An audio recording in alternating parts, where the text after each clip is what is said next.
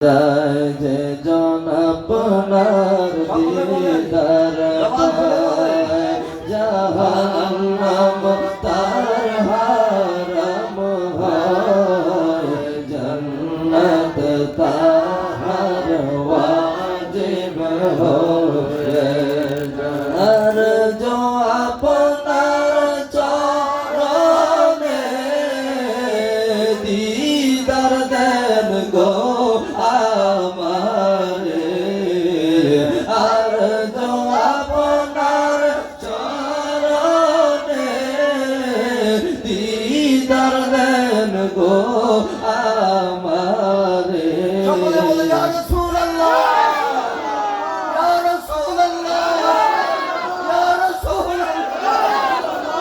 আর जो আপনার চরণে দিদার দেন গো আমারে, আর जो আপনার চরণে দিদার দেন গো আমারে, তুমি আয়